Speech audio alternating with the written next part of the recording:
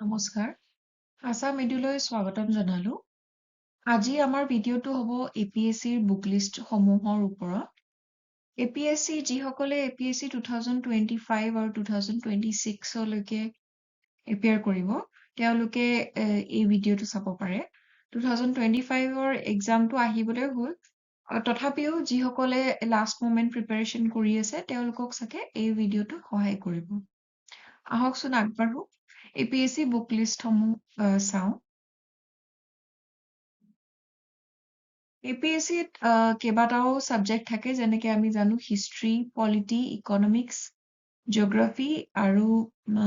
বিভিন্ন ধৰণৰ সৰু সৰু এনেকুৱা টপিক কিছুমান থাকে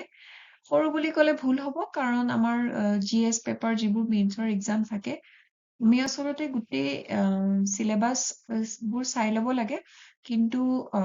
যেতিয়া কুৱেশ্যন আহে আচলতে গোটেই টপিকবোৰৰ এটা মিক্সচাৰ হৈ পেলাইহে কুৱেশ্যনবোৰ আহে তেতিয়াহ'লে আমি প্ৰিলিমছৰ কাৰণে প্ৰিপাৰেচন চলাব লাগিব আৰু সেইমতে আমি যিটো বুক লিষ্ট আছে আমাৰ সেই বুক লিষ্ট মতে আমি পঢ়িবলৈ ষ্টাৰ্ট কৰিম আৰম্ভ কৰিছো হিষ্ট্ৰী যিসকল ইয়াতে যিসকলে ধৰক ষ্টাৰ্টিং এটা ফাউণ্ডেশ্যন বনাব বিচাৰে যিসকলে ভাবে যে নাই আমি আগৰ যিখিনি পঢ়িছো বা যিসকলে আৰ্টছৰ নাছিলে হাই ছেকেণ্ডাৰী বা ডিগ্ৰীত তেওঁলোকে ধৰক পাহৰি গৈছে তেতিয়া তেওঁলোকে বেচিক ফাউণ্ডেশ্যনটো ক্লিয়াৰ কৰিবৰ কাৰণে NCERT কিতাপ পঢ়িব পাৰে নহলে যিসকলৰ অলৰেডি ফাউণ্ডেশ্যনটো ক্লিয়াৰ আছে তেওঁলোকে এইখিনি NCERT কিতাপসমূহ ইগনোৰ কৰি যিবোৰ কণ্টেম্পৰাৰী বুকছবোৰ হয় সেইবোৰ পঢ়িব পাৰে আমি ইয়াতে হিষ্ট্ৰীত ফাউণ্ডেশ্যনৰ কাৰণে NCERT 11 NCERT 12ৰ এনচিয়েন্ট মেডিভেল আৰু মডাৰ্ণ হিষ্ট্ৰী পঢ়িব পাৰো লগতে হিষ্ট্ৰীৰ কাৰণে যিটো চিভিল চাৰ্ভিচৰ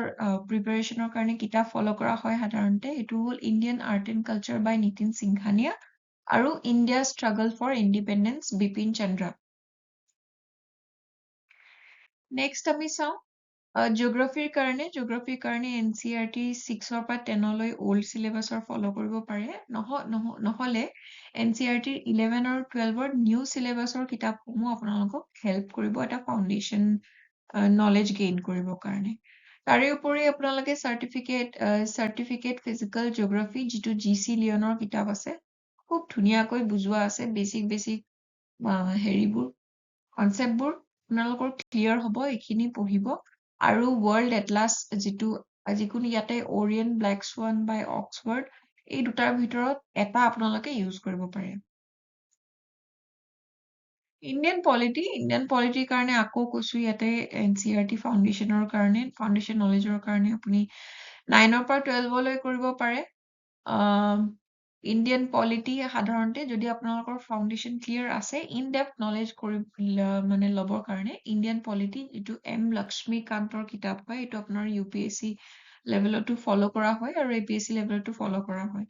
তাৰে উপৰি আপুনি এক্সট্ৰা নলেজৰ কাৰণে economic development policies in India এইটো JN এইটোও চাব পাৰে আপোনালোকে কিন্তু এইটো যদি নিবিচাৰে এইটো ইগনৰো কৰিব পাৰে মই এটা তথাপিতো দিছো ইয়াতে আপোনাক ইকনমিক্সৰ আমাৰ এখন বুক আছে এইখন বুক পঢ়িলে আপোনাৰ হ'ব ইণ্ডিয়ান ইকনমি বাই নিতিন সিংঘানিয়া ইণ্টাৰনেশ্যনেল ৰিলেশ্যনছৰ কাৰণে আপুনি মোষ্টলি NCERTৰ যিটো ক্লাছ 12ৰ কণ্টেম্পৰাৰী ৱৰ্ল্ড পলিটিক্স সেইটো পঢ়িব পাৰে আৰু লগতে কাৰেণ্ট এফেয়াৰ্ছত যিখিনি ইণ্টাৰনেশ্যনেল ৰিলেটেড আমাৰ যিখিনি কাৰেণ্ট এফেয়াৰ্ছত সদায় হৈ থাকে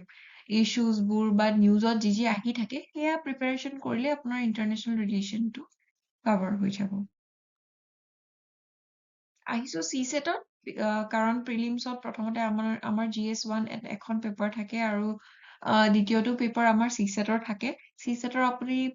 প্ৰিপাৰেচন কৰিব পাৰে টাটা মেগ্ৰ হিলৰ CSET মেনুৱেল বুলি এখন কিতাপ আছে আৰু লগতে ভাৰ্বেল এণ্ড নন ভাৰ্বেল ৰিজনিঙৰ কাৰণে বাই RS আগৰৱাল এই দুখন কিতাপ আপোনালোকে ফলো কৰিব পাৰে এয়াই আছিলে আজি বুক লিষ্টৰ ডিছকাশ্যন আমাৰ আসাম ইডু ইউটিউব চেনেলত। নেক্সট টাইম আমি এই চিলেবাছ অলপ ডিছকাছ কৰিম আৰু লগতে আমি প্ৰিপাৰেশ্যনবোৰ কেনেকে ষ্টাৰ্টিঙত চলাই ল'ব লাগে, আমাৰ ৰুটিন কেনেকে ফ'ল' কৰিব লাগে, এনেকুৱা বিভিন্ন ধৰণৰ টপিক লৈ পেলাই আমি আপোনালৈ ভিডিঅ' আগবঢ়াই আনিম। ধন্যবাদ।